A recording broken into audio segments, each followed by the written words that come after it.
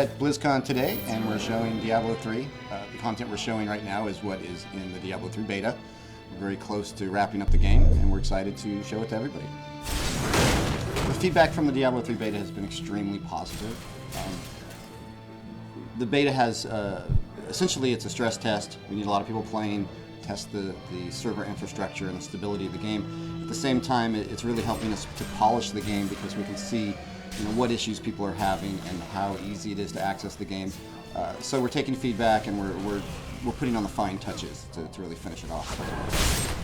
What we tried to do with Diablo III, after looking at what had come before in Diablo 1 and 2 and the expansion pack, is really take the elements of the game that everyone loved and the things that really define Diablo, and then really just try and take those to the next level. We have an awesome new skill system that basically takes all the powerful and different character customization that you could do in the original game, but now we've added a rune system that just lets you decide exactly how you want to play. It helps you express how you want to play.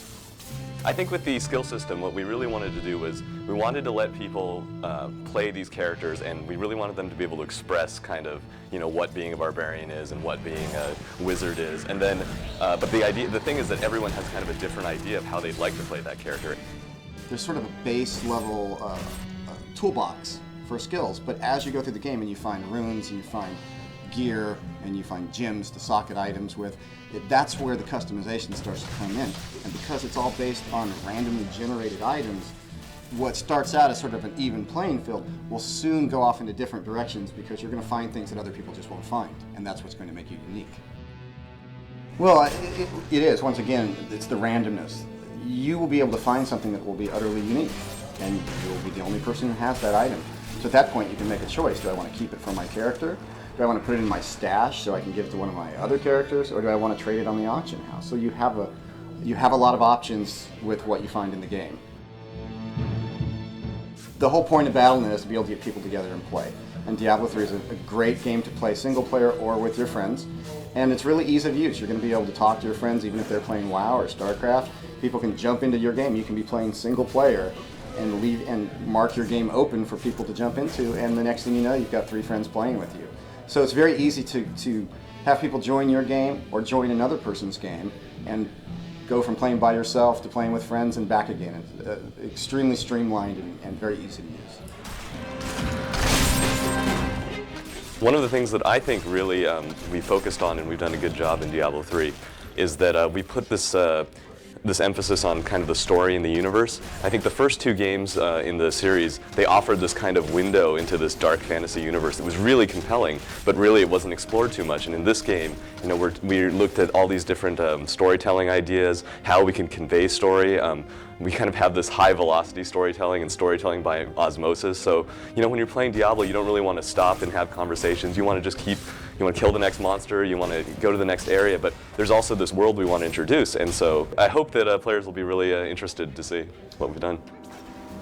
Yeah, I don't know how much we're revealing about the end game at this point, but the game is designed to be played multiple times. In your first playthrough, you're not going to be anywhere near the level cap. We're also making it so that you have the ability to jump into any part of the story that you've been through. So you can, once you've been through once, you don't have to play linearly. You can hop around. And we really want to give people the freedom to go to the areas they want to go to and just really play the story.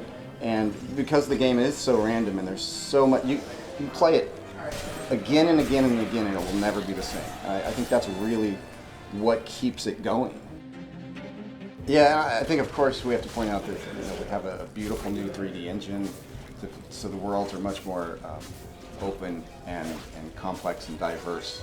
We also have the rune system, we have crafting, we have a lot of new things in the game. We also looked at D1 and D2 and tried to identify the points of those games that were frustrating or broke immersion and made sure that in D3 we eliminated those things so that we really could focus on the fun aspects of the Diablo franchise.